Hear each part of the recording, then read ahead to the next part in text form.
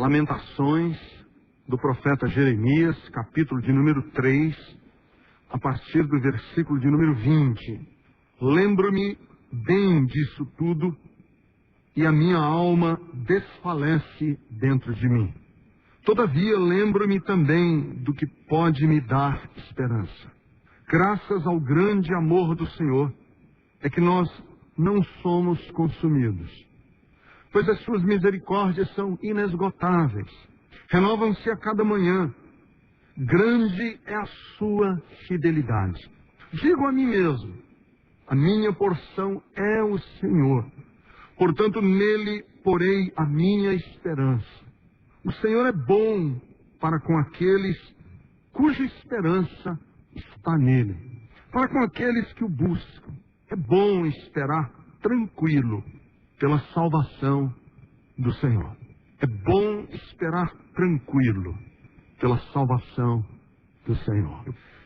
Meus amados irmãos, muitas vezes quando nós estamos lidando com o assunto fé, nós temos que tomar muito cuidado, porque para algumas pessoas fé representa o sentimento, representa um sentimento que lhes ajuda a enfrentar as realidades da vida, e isso nós podemos chamar de fé, sem que ele precise ter contato com as coisas da vida. Então tem muita gente que tem fé, e a fé que essa pessoa tem, ao invés de colocar essa pessoa em contato com a vida, protege essa pessoa da vida. Por exemplo, eu conheço pessoas que têm muita fé, e quem seria eu para tirar a fé dessas pessoas? Eu não quero nunca fazer isso. Pessoas que têm fé que um dia vão ficar ricos e milionários. Eu vou um dia ficar rico, vou ficar rico, vou viver a vida sem problema, minha mulher vai entrar no shopping e vai comprar o que ela quiser, a hora que ela quiser, eu vou trocar de carro sempre por um melhor todos os anos, eu vou viver uma vida sem prestação, sem problemas, eu vou viver uma vida tranquila. Essa pessoa. Esta fé que a pessoa tem é uma força que ele tem dentro de si, que ajuda ele a enfrentar o quê? O ônibus todos os dias, que ajuda essa pessoa a enfrentar, muitas vezes, filas nos ambulatórios médicos, que se contenta, acha que ser rico é poder comprar um celular novo, se contenta com um celular novo. A pessoa tem uma fé, mas esta fé, ela não é baseada num contato com Deus. É uma força que a pessoa tem dentro dela que ajuda a enfrentar as agruras da vida. Então, por exemplo, eu conheço mulheres que o marido já saiu de casa, já se casou com outra, que já tem filho com a outra, que nunca mais deu notícia faz 10 anos, e a mulher diz assim no coração dela, não, mas Deus vai me trazer ele de volta. Essa certeza que ela tem que Deus vai trazer esse homem de volta, como se Deus estivesse realmente colocando cabresto na boca das pessoas e trazendo os maridos de volta para as mulheres, que Deus não faz isso. Salmo 32 diz que Deus não faz isso, que Deus não nos trata como mulas, colocando cabresto na boca das pessoas e dirigindo as pessoas para um lado e para o outro, como se fossem animais de carga. Deus não faz isso, mas essa mulher tem essa certeza, que Deus vai fazer isso com o marido dela. Não importa se o marido nunca vai voltar para casa, importa que ela, com essa fé, enfrenta a vida dura do dia a dia com os filhos. Ela tem uma fé que, ao invés dela olhar para a vida com realidade, ela olha para a vida projetando uma coisa que não vai acontecer. Mas essa coisa que não vai acontecer dá a ela força para continuar. Sem isso, ela talvez desmoronasse. Sem essa força, talvez essa mulher fosse uma mulher destruída na vida. Então a fé funciona como uma espécie de narcótico, de entorpecente, como uma espécie de energizante.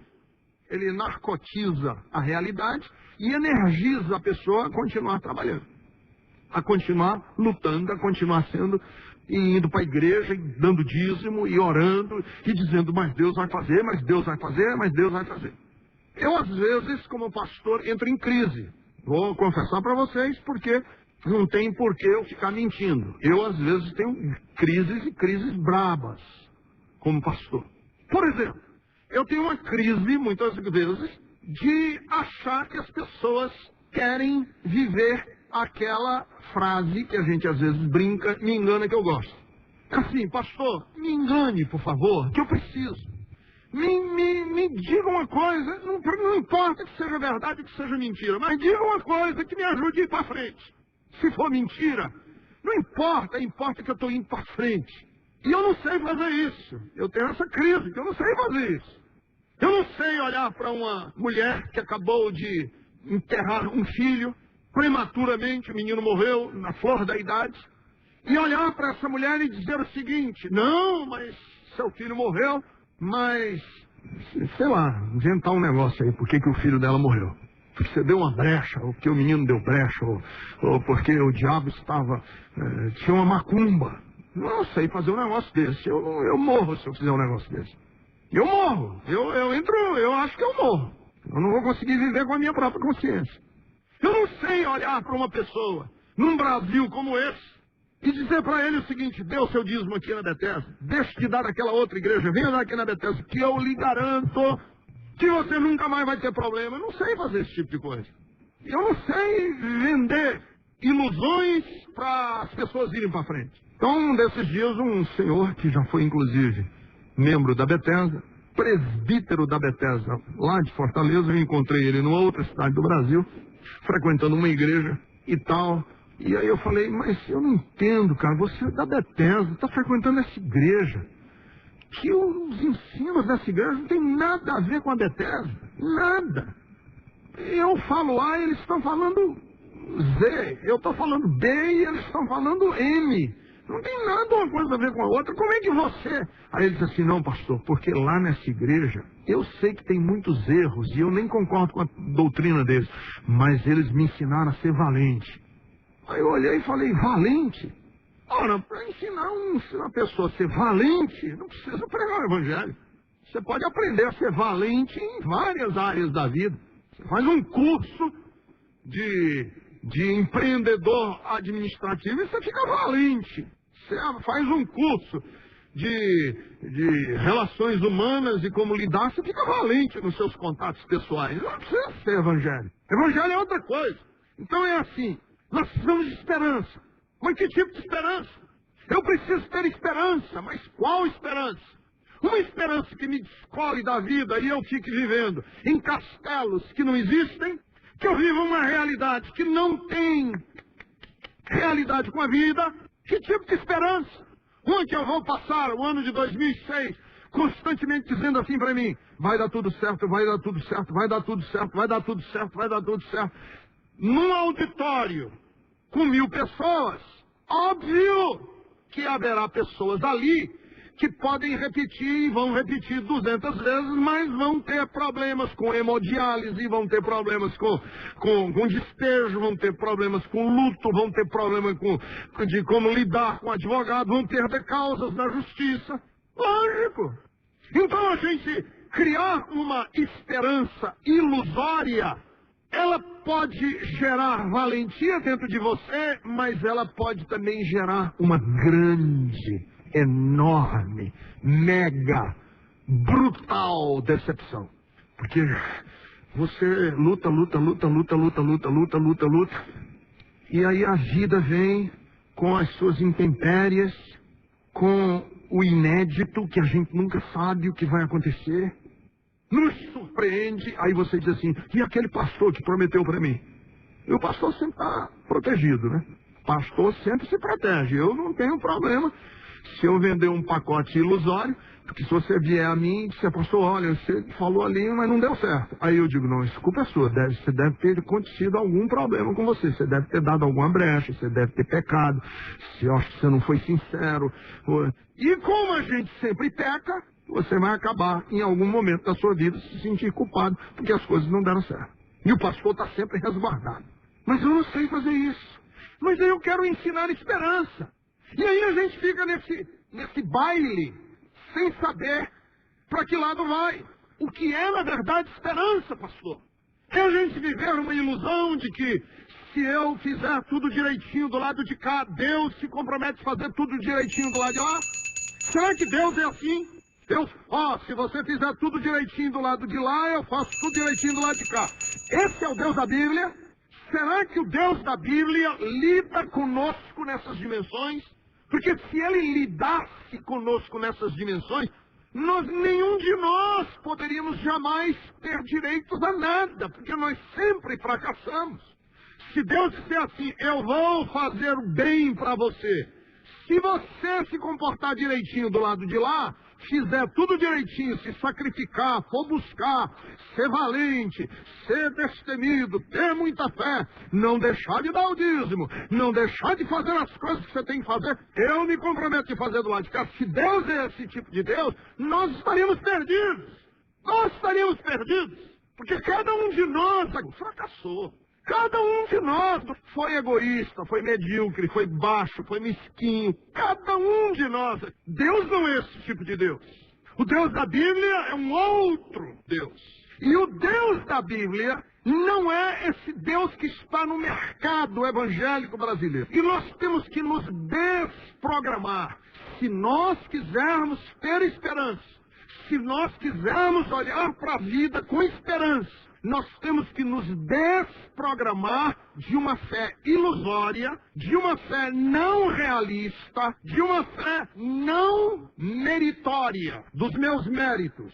Eu não posso ter esse tipo de fé, porque se eu tiver uma fé que depender dos meus méritos, eu não vou conseguir atravessar os altos e baixos que a vida tem. Não vou, ninguém vai. Aí o profeta Jeremias, que é conhecido popularmente como o profeta das lágrimas, escreveu um livro de lamentos, choros, de ais, fala de esperança. E ele vai ser a nossa inspiração, porque nós queremos que o Senhor traga a nossa lembrança, o que pode nos dar esperança. Ele tem algumas coisas interessantes no texto. Israel foi devastada. O povo judeu foi invadido. Povos estrangeiros dominaram a terra. E o profeta vê essa realidade, o coração dele se parte. Não era isso que Deus queria. Não era para ser assim, mas aconteceu. E aí o profeta fala de esperança. No capítulo 3, famosíssimo texto, e eu li para vocês. Ele disse, eu me lembro disso tudo. E minha alma desfalece dentro de mim. Todavia, lembro-me também do que pode me dar esperança. Primeiro, a nossa lembrança cristã não é nem pessimista e nem é otimista. Ela é realista. A esperança cristã, a nossa memória, ela não é nem idealizada e nem é pessimista. Ela é realista. Porque vejam bem que no versículo 20, o profeta coloca no 20 e no 21, duas faces de uma mesma moeda. Ele diz, eu me lembro e minha alma desfalece. Tem coisas que eu me lembro e eu choro. Tem coisas que eu me lembro e tenho esperança.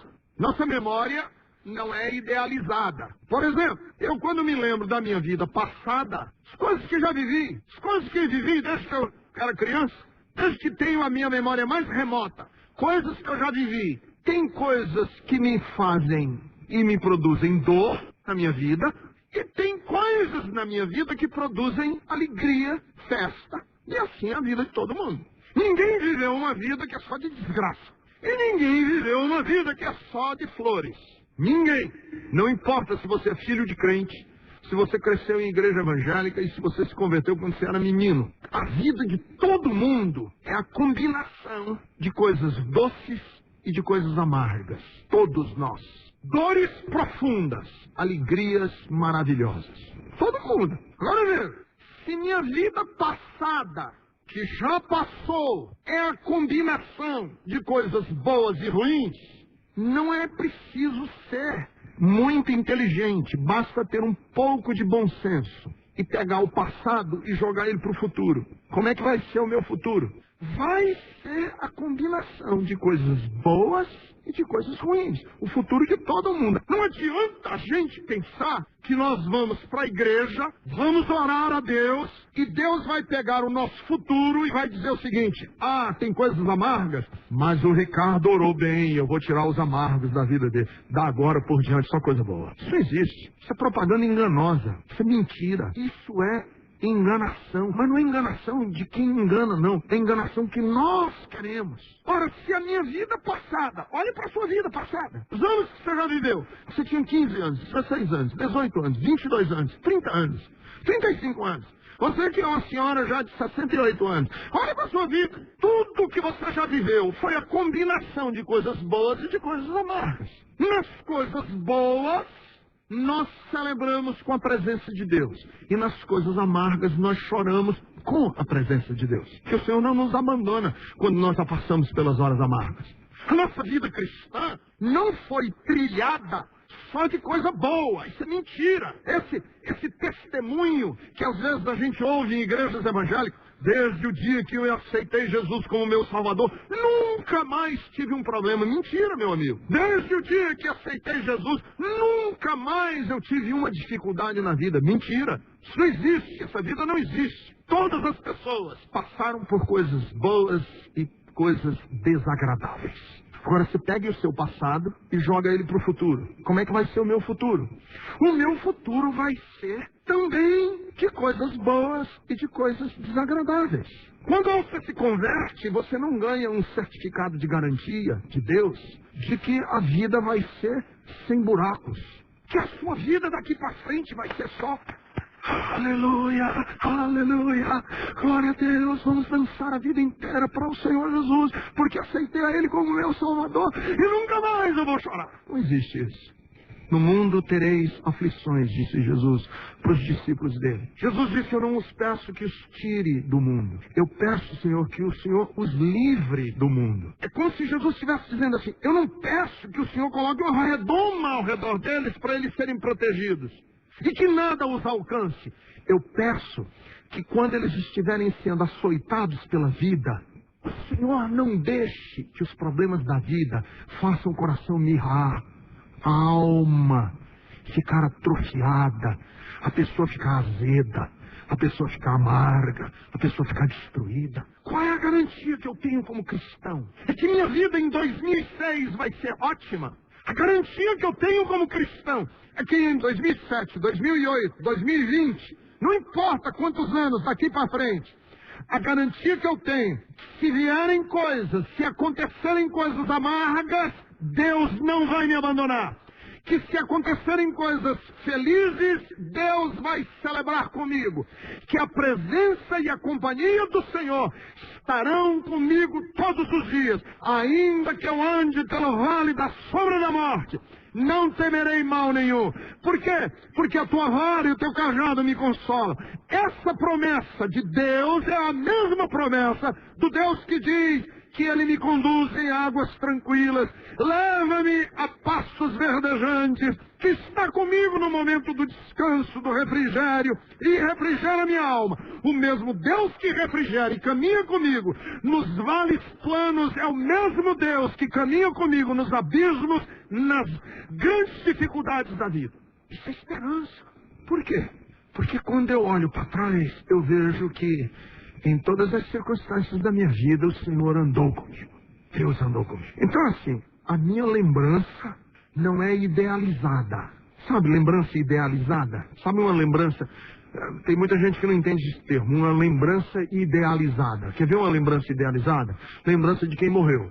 Lá no Ceará tem um ditado popular que diz que quem morre vira santo. Que às vezes o cara não vale nada. No dia que morre, as pessoas... mas ele era tão bom. A gente idealiza. Só lembra as coisas boas. Não, o defunto tinha coisas boas, mas ele também tinha coisas... Não vamos falar nelas agora, mas tinha. Tinha. Se eu morrer hoje, ou amanhã, ou daqui a alguns anos, quando eu morrer, eu quero que as pessoas digam: olha, foi uma pessoa maravilhosa e tal, mas cá com vocês, lembrem-se o seguinte: ele também não era essas coisas todas. Que ninguém é. Ninguém é, ninguém é. Então, assim como a gente não pode ter uma lembrança idealizada de pessoas, nós não podemos ter uma lembrança idealizada de coisas, de fatos da vida. Que às vezes eu encontro alguns crentes, e às vezes eles vêm para a Bethesda, que são do movimento de renovação da Igreja Pentecostal de Jesus, o arrebatador das multidões, de 1948. Aí chega aqui, pastor, igreja era aquela. Igreja era aquela. Ah, pastor, era avivamento, era fogo puro, era Jesus, era coisa, era maravilha, era o céu na terra.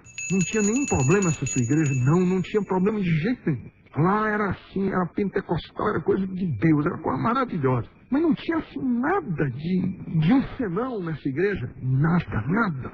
Falei, caramba, isso é uma igreja, isso não é uma igreja, isso é um céu. Porque igreja tem que ter, nós não podemos ter, entende, memórias idealizadas. Tinha sim um presbítero que não gostava do diácono, tinha a fofoca da irmã Joana que falava com a da irmã Joaquina, teve já um problema lá de adultério que ninguém comentou, teve um problema que o pastor gastou dinheiro que não devia. Nós tivemos uns problemas, mas não vamos esquecer os problemas. Vamos só lembrar das coisas boas. Não, existem coisas que a gente se lembra que tem que ser real. É real, existe mesmo. Então assim, eu aceitei Jesus, minha vida é maravilhosa, é. Pastor, quando foi que você aceitou? Eu aceitei Cristo como meu Senhor quando eu era adolescente. Andei com Deus a minha vida inteira. Aos 21 anos de idade eu já estava num seminário estudando para ser pastor. Aos 23 anos de idade eu era pastor. Estou com 51 anos de idade. Minha vida inteira foi na obra de Deus. Sua vida foi maravilhosa? Maravilhosa. Não troco minha vida por nada. Mas isso só quer dizer que você nunca teve problema? Eu vivo cheio de problemas. Mas você não é crente? Sou. Mas o meu passado não é idealizado. Eu já tive momentos dentro da igreja, irmãos, que eu pensei que eu ia morrer. De traição, de decepção, de desencanto, de enfado comigo mesmo, outras pessoas. A vida é assim. Eu vou me casar no Senhor, pastor. No Senhor. Nós vamos nos casar, eu e a Mariazinha aqui, mas vai ser um casamento no Senhor.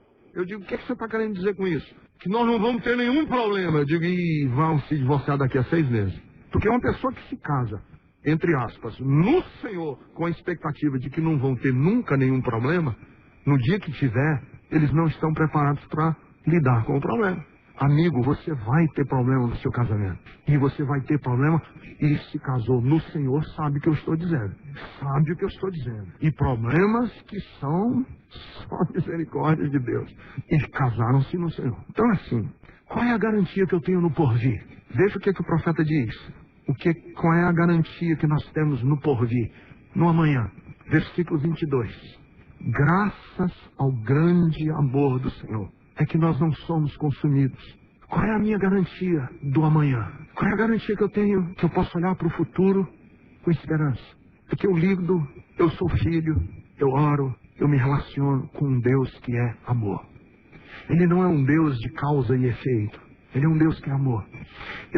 Um desses dias eu estava ouvindo uma pessoa pregar o Evangelho e ele falando sobre as dimensões legais do Evangelho. Por exemplo, se você quando peca, a pessoa falava assim, o pastor falava, quando você peca, você dá direitos legais ao diabo de vir destruir com a sua vida. Aí eu pensei assim, olha que vida cristã miserável essa. Porque a Bíblia diz que todos pecam. E se alguém disser que não peca, é mentiroso. E a verdade de Deus não está nele. Todos pecam. Você já imaginou viver uma vida de constante medo de que você acabou de dar direitos legais? Não é uma pessoazinha qualquer, não. Você acabou de dar direitos legais a Lúcifer, que a Bíblia, quando fala dele, fala de um dragão devorador, de uma serpente perigosíssima. Essas são as imagens que a Bíblia faz do diabo. Agora você imagine, eu, você, todos os seres humanos, que são instáveis. Nós somos instáveis, nós pecamos, a gente erra. Não estou aqui dizendo que vamos pecar. Não estou abrindo a porta para a gente ser agora um bando de pecador. Mas essa é a nossa realidade. Se em cada deslize nosso, se em cada hesitação espiritual nossa, o diabo olha quem? O diabo adquire poderes para destruir com a nossa vida. Vocês imaginaram o que significa isso? E direitos legais. amigo. Isso seria devastador para minha vida. Um desses dias aí, uma pessoa bateu o carro num cruzamento. Bateu, pá, batida. Quantas batidas de carro tem em São Paulo durante um dia? Vamos perguntar se tem um desses dias aí. Quantas batidas de carro tem em São Paulo durante um dia normal de trânsito? 50? 100? Vamos ficar com 80, para não ficar nem na conta do mentiroso e nem no exagero. Vamos dizer 80 batidas por dia. Aí um crente bateu. Pá, pum. Aí veio a mim. Pastor, tô preocupado. Eu digo, por quê, meu irmão? Bati meu carro. E eu sinto que foi uma brecha que eu dei e o diabo adquiriu poderes legais e aí teve a batida. Eu digo, então deve ter sido assim um negócio que arrasou. O seu carro deu perda total, né? Não, foi uma batida assim, só amassou a porta. Eu digo, amigo, eu até disse pra ele, se ponha no lugar do diabo. De repente você é o arqui-inimigo do outro. Você anda como um leão querendo devorar o outro. Aí, de repente, alguém chega para esse leão que está querendo devorar o outro e diz assim, agora você tem poderes legais de devorar, pode ir. Você ia só dar uma batidinha na porta? Ia ser um negócio assim para arrasar. E um dia desses, deu um problema na Bethesda, aí meu irmão falou, isso é o diabo. Eu disse, se o diabo fosse atacar a Bethesda, o teto ia cair, o negócio... Não ia ser um negócio, um som que, entendeu? Que queimou o fusível do som. Ia ser um negócio assim... sei lá, uma bola de fogo, um meteoro. Pô! É lógico! Você acabou de adquirir direitos legais de dizer assim, agora tá livre, vai lá. Ia bater uma portinha? Bateu a porta, amassou. Por que eu tô dizendo isso? Porque a maior segurança que nós temos na nossa vida é que esse papo de direito legal não tem nada a ver com o evangelho, com a graça, com a paternidade de Deus. Deus é nosso Pai. Qual é o Pai? Qual é o pai que daria direitos legais ao traficante do bairro para destruir com seus filhos, porque eles erraram em alguma coisa? Qual é o pai que faria isso? Deus é nosso Pai. Qual é a segurança que eu tenho? Que eu não estou nas mãos de um Deus que me trata juridicamente com um negócio de direito legal, não sei o que. Isso é papo. Deus me trata como filho, e filho querido, filho amado. Por isso que o Salmo 103 é tão importante para nós. Porque a Bíblia diz que assim como o Oriente dista do Ocidente, assim Ele afasta de nós as nossas transgressões, assim como o céu se alteia acima da terra, assim é grande a sua misericórdia para conosco. Porque o Senhor não nos trata conforme as nossas falhas.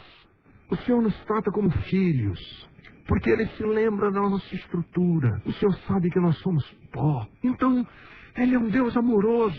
Vai nessa tua toada da vida, sem estar se preocupando que Deus está jogando você pelo canto das esquinas.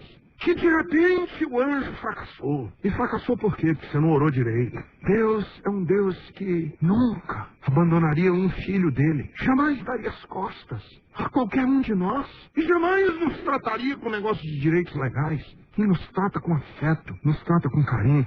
Por isso que ele diz aqui no versículo 22, graças ao grande amor do Senhor, é que nós não somos consumidos. É graças ao grande amor do Senhor que o diabo não vem como um rolo compressor destruindo com a gente. Não vem, porque Deus não dá direito legal a ninguém. Deus nos trata como filhos. Terceiro, a nossa maior segurança é a misericórdia de Deus.